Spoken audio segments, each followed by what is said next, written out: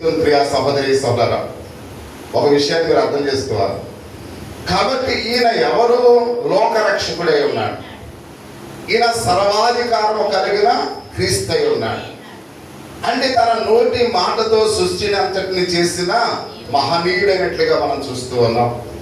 ఆయన చెప్పిన మాట మనం వినాలి తప్ప ఆయనకి మనము ఆ డైరెక్షన్స్ ఇవ్వకూడదు. ప్రియా సహోదరి సోదరుడా, అంటే ఆయన చెప్పిన మాటే వినాలి. నోవాహు అనగా నోవాహు ఏం చేశాడు? చెప్పం ప్రభు అని చెప్పమన్నాడు. అంటే ఆయన చెప్పినే వినాలి, కానీ మనం ఎదురు చెప్పకూడదు. దేవునికి ప్రియా సహోదరి సోదరుడా, కొన్ని సందర్భాలు చూడండి, భర్త ఏదైనా చెప్పాడు అనుకోండి, 10 మందిలో చెప్తే భార్య అలాగేనండి అంటది. అక్కడే ఉన్నప్పుడు చెప్పా ఏం చెప్తున్నా అంటే 10 మందిలోనేమో మనం అనుకుంటాం, అయ్యి బాబు భార్య అంటే ఉన్నారు, ఎంత గౌరవించేస్తుంది పాస్టర్ గారిని అనుకుంటాం. కానీ లేనప్పుడు ఏమనుకుంది? ఇప్పుడు చెప్పగలరా అంటే భర్త చెప్పిన మాట వినాలి. ఎందుకంటే భర్త ఆ యొక్క భార్యకు యజమానుడు, శిరస్సు అయి ఉన్నాడు. కాబట్టి అందుకనే భర్త చెప్పిన మాట భార్య వినాలి. అంతేగాని ఆ మాటకు ఎదురు చెప్పే ఆ యొక్క అర్హత భార్యకు లేదు. ఒకవేళ మీ ఇద్దరు ఒక రెస్టారెంట్ సారా, మీ ఇద్దరు కూడా ప్రేమతో తర్వాత మాట్లాడుకోవచ్చు, ఎలా చేస్తే బాగుంటుందని, అలా చేస్తే బాగుంటుందని తర్వాత ఆ భర్తకు చెప్పొచ్చు. కానీ చెప్పినప్పుడు మాత్రం ఏం చేయాలి? వినాలి. విన్న తర్వాత అందులో ఏమన్నా ఒకవేళ చెప్పిన దాంట్లో ఏదైనా సరి చేయవలసి వస్తే అప్పుడు భర్తకి ఏం చేయాలి? మామూలుగా వాటిని గురించి ఎక్స్ప్లెయిన్ చేయాలి. కానీ ఇక్కడ దేవాది దేవుని కుమారుడు యేసుక్రీస్తు వారిని నువ్వు ఎలా చేయి, ఎల్లు చెప్పు, ఆ యొక్క మరియమ్మని నా దగ్గరికి ఆ మామూలుగా పని చేయడానికి సహాయంగా పంపించు, నీకు చింత లేదా అని ఇక్కడ ఎవరికి డైరెక్షన్ ఇస్తుంది? యేసుక్రీస్తు వారికి అక్కడ చెబుతూ ఉన్నట్లుగా పరిశుద్ధ గ్రంథంలో అయితే మనం చూస్తున్నాం. ప్రియా సహోదరి సోదరా, కాబట్టి ఇక్కడ ఒక విషయాన్ని మనం గమనించాలి. అంటే ఇక్కడ అలాగూ యేసుక్రీస్తు వారిని నిలదీసినట్లుగా మనం చూస్తూ ఉన్నాం. అంటే ఈ మాటలను బట్టి అక్కడ యేసుక్రీస్తు వారిని ఏం చేస్తుంది? నిలదీస్తూ ఉంది. నువ్వు ఎందుకు చెప్పడం లేదు? ఆయనకి డైరెక్షన్ ఇస్తుంది, ఆయన నిలదీస్తున్నట్లుగా మనం చూస్తున్నాం. ప్రభువా మమ్మల్ని మీరు పట్టించుకోవడం లేదని మనం చెప్పగలమా? ఒకవేళ ప్రభువా నువ్వు ఎందుకు నన్ను పట్టించుకోవడం లేదని మనం చెప్పగలమా? పోయిన వారం చూస్తాం, కుంభానివాణి యొక్క చేతిలో ఆ కుండాన్ని ఎందుకు ఎలా తయారు చేస్తామని చెప్పగలదా? చెప్పలేదు. ఆ కుంభానివాణి ఇష్టం, ఆ పాత్రను ఎలా చేయాలో ఆయన ఇష్టం. అంతేగాని ఆ యొక్క మట్టి ఆ గడ్డము ఆ కుంభనివాణ్ణి ఏమాత్రం కూడా ప్రశ్నించలేదు.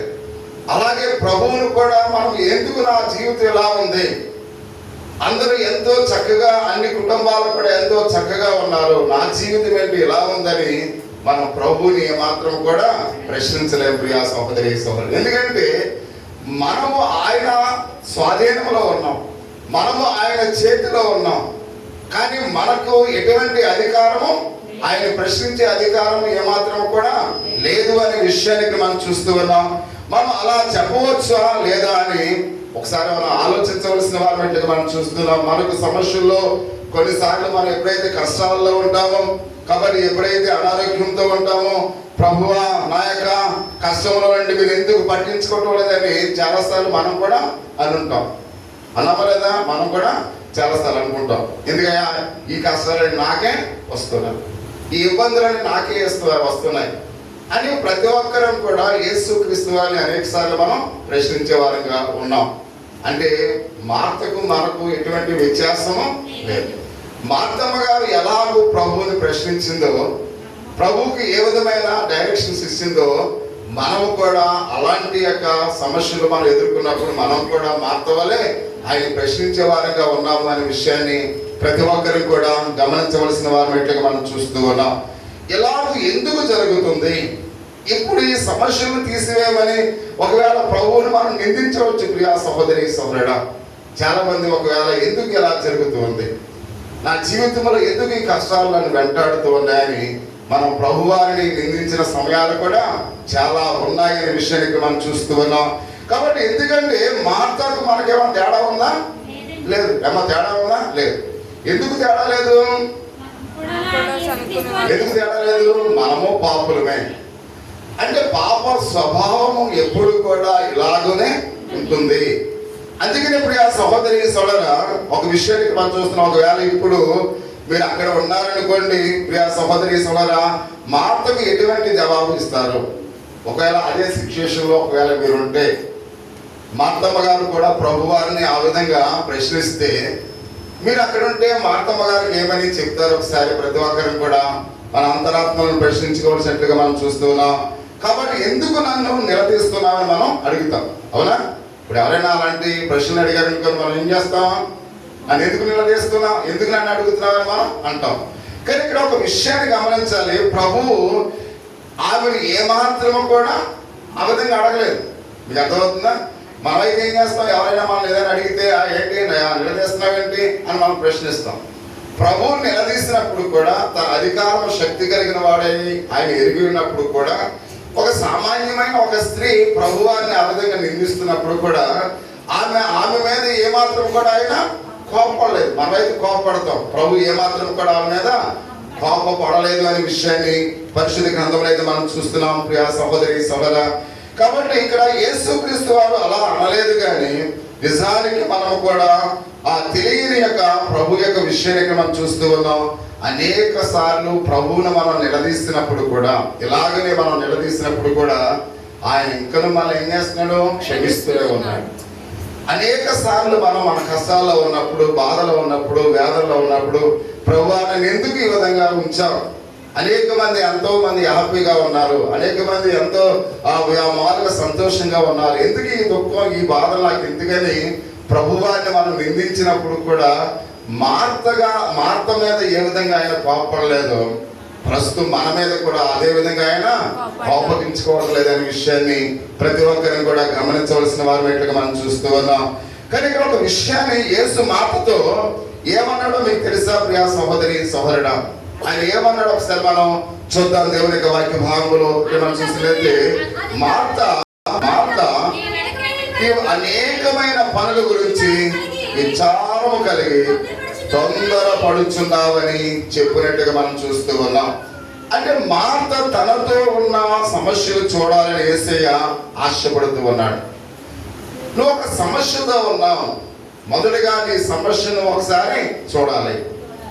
అంటే ఇక్కడ ప్రభువారు ఎప్పుడూ కూడా ఏదైనా మనకు సందేహం వస్తే ఆ సందేహాన్ని అర్థం చేసుకుని, మనము ఆ సందేహాన్ని అర్థం చేసుకుని వాటిలో నుంచి మేలైన ఆలోచనలకు వెళ్ళాలని ప్రభు ఎప్పుడు కూడా ఆశిస్తూ ఉంటాడు. ఆయన ఏదో మనల్ని గద్దించేసి మనల్ని ఏదో శిక్షించేస్తే ఆ సమస్య నుంచి మనం బయటికి రాము, కానీ ఆయన మీద మనకు మరీ కోపము పెరుగుతుంది. చూడండి, మనం చూసినట్లయితే మన పిల్లలకు ఎప్పుడైనా వాళ్ళు ఏదైనా తప్పు చేస్తారనుకోండి, గబగబా వచ్చిన వెంటనే మనం కొట్టేయడం కాదు, కొట్టేస్తే ఆ తండ్రి మీద తల్లి మీద కోపం పెట్టుకుంటారు, కానీ వాళ్ళ జీవితాన్ని సరి చేసుకోరు. కానీ మనం ఏం చేయాలి? వాళ్ళు చేసింది ఏంటి, ఆ చేసిన పర్యవసానం ఏ విధంగా వస్తుంది దాన్ని మనం చెబితే, నేను చేసింది ఇంత తప్ప అని మన పిల్లలకి తెలుస్తుంది.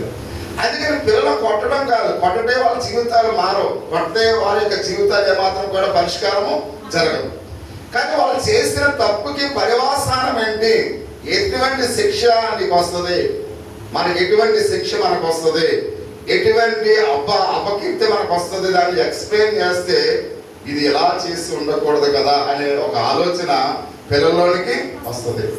అందుకనే ప్రభువారు వెంటనే ఏంటి మనమైతే అంటాం, నీ బ్రతికెంత నా, మన భాషలో అయితే మనం అంటాం నీ బ్రతికెంత నా బ్రతికెంత, ఏంటి దేవుడిని నువ్వేంటి ఆటలో ఒక ఆడదాన్ని ఏంటి నా మీద ఏంటి ఇలా మాట్లాడుతున్నాను అంటాం. కానీ అలాగూ కాకుండా ఆయన చాలా రెస్పాన్సిబిలిటీగా ఆమె యొక్క జీవితాన్ని సరిచేయాలి, ఆమె ఏదైతే సమస్యలో ఉందో ఆ సమస్య తెలియాలి, దానివల్ల వచ్చే పర్యవసానం వారికి తెలియాలి అనే ఒక ఆలోచనతో మరియమ్మ అక్కడ మార్తమ్మ గారితో ప్రభు చాలా చక్కగా వివరిస్తూ ఉన్నట్లుగా మనం చూస్తూ ఉన్నాం.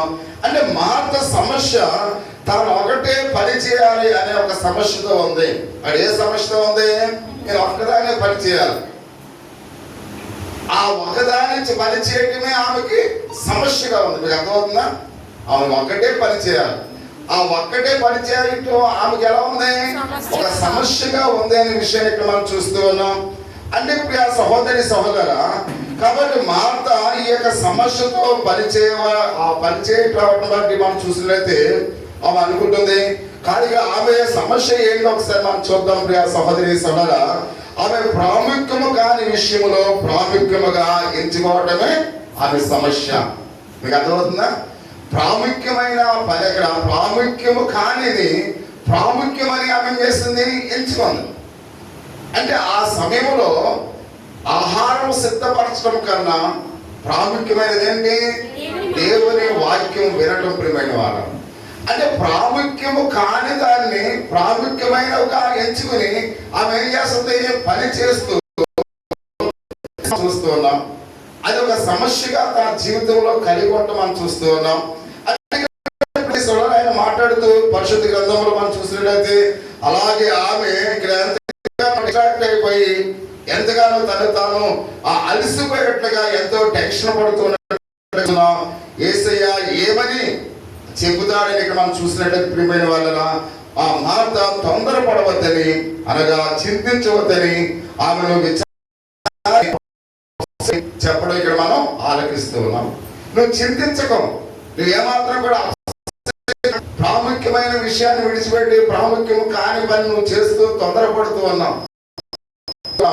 కాబట్టి ఈ విషయంలో నువ్వేమాత్రం కూడా నువ్వు చింతించవు. కానీ అక్కడ మాట్లాడగా మనం చూస్తూ ఉన్నాం ప్రియ సహోదరి సహోదర. విచారం అనే మాట చోట కూడా మాట్లాడినట్లుగా మనం చూస్తున్నాం. విచారము ఎక్కడ మనం చూస్తాం? యాయీరు కుమార్తె యొక్క గృహంలో కూడా మనం చూస్తాం. అంటే యాయీరు కుమార్తె చనిపోయిందని వాళ్ళ ఇంట్లో వారందరూ కూడా ఏం చేస్తున్నారు? విచారంతో ఉన్నారు. మన గృహంలో ఎవరైనా చనిపోతే మనం కూడా ఎంతో విచారంతో ఉంటాం. అంటే ఇక్కడ మనం గమనించినట్లయితే విచారం అనే పదము చాలా బాధలు కలిగజేసే పదం. అంటే ఇక్కడ కేవలం వంట చేయడానికి ఆమె ఏం చేస్తుంది? విచారిస్తూ ఉంది. మీకు అర్థమవుతుందా? కేవలం వంట చేయడానికి ఆమె విచారిస్తూ ఉంది. అంటే ఇక్కడ యాయీరు కుటుంబంలో తన కుమార్తె విషయంలో యాయీరు కుటుంబంలో నొమ్ము కొట్టుకొచ్చున్నట్లుగా మనం చూస్తున్నాం ప్రియ సహోదరి సహోదర. వారిని విచారించడానికి అక్కడ వాడిన ఈ పదాన్ని మార్తమ్మ కూడా కలిగి ఉన్నట్లుగా మనం చూస్తున్నాం. సాధారణమైన పరిస్థితిని అసాధారణమైన పరిస్థితిగా నెలకొనడానికి మనం చూస్తూ ఉన్నాం. అంటే అప్పటి వరకు ఆ యొక్క మార్త సాధారణంగా ఉంది. సాధారణంగా ఉన్న గృహాన్ని ఏం చేసింది? అసాధారణమైన ఇక్కడ అసాధారణమైన పరిస్థితిలో దాన్ని నెలకొన్నట్లుగా చేసింది అనే విషయానికి మనం చూస్తూ ఉన్నాం. చూడండి, కొన్ని సందర్భాల్లో మనం ఎంతో హ్యాపీగా ఉంటాం. కానీ మనలోనే ఎవడో ఒకళ్ళు ఏం చేస్తారు? అప్పుడు వరకు హ్యాపీగా ఉన్నంత ఆ సమయాన్ని ఒక్క క్షణంలో మార్చేస్తారు. అవుతుందా? ఇప్పుడు అందరం కూడా సంతోషంగా ఫ్యామిలీ అంతా కూడా కూర్చుని సంతోషంగా మాట్లాడుతున్నాం అనుకోండి. వారిలో ఎవరొకరు మొన్న పెళ్లికి వెళ్ళావు కదా, అక్కడ ఏంటి ఎవడో ఏంటి అన్నారు నిన్ను అన్నారు అనుకోండి అని మొత్తం అప్పుడు దాకా సంతోషంగా మాట్లాడుకున్నదంతా కూడా ఆడెవడాడు మొత్తం అందరూ ఫ్యామిలీ అంతా కూడా గొడవలు పెట్టేసుకుంటారు. అంటే అప్పటి వరకు సాధారణంగా ఉంది, హ్యాపీగా ఉంది. ఎందుకంటే ఇది వరకు మేము చూసేవాళ్ళం. వేసవికాలం మామూలుగా వాళ్ళే ఉండేవారు అనమాట. వాళ్ళందరూ కూడా కలిసి వచ్చేవారు. ఆడవాళ్ళు మగవాళ్ళు అందరూ కూడా కలిసి వచ్చేవారు. కలిసి వచ్చి ఇక్కడ ఈ గాబడి గుడిలో మొత్తం అందరూ కూడా తాగేసి వెళ్ళేటప్పుడు తలలు పగిలిపోయి రక్తాలు కారిపోయి వాళ్ళందరూ కూడా మామూలుగా ఆ చాలగట్టులోనే పడుకునేవారు. తర్వాత మెరుగు వచ్చిన తర్వాత సాయంకాలం మళ్ళీ వెళ్ళేవారు. తెల్లారి మళ్ళీ అందరూ కలిసి వచ్చేసేవారు. అప్పుడు ఆ రోజుల్లో పెద్ద విచిత్రంగా మన పేటలో వాళ్ళండి ఊళ్ళో వాళ్ళండి చివరి ఇళ్ళు అందరూ కూడా ఈ రోడ్లు పొంతానమాట వచ్చి ఇలా చూస్తూ ఉండేవారు. అంటే వచ్చేటప్పుడు ఎలా ఉంది? సాధారణంగా ఉన్నారు. వెళ్ళేటప్పుడు ఎలా ఉంది? అసాధారణంగా వాళ్ళు చాలా కొట్లాట్లు జరిగేవి. అలాగే ఇక్కడ మనం చూస్తున్న కొన్ని కుటుంబాలు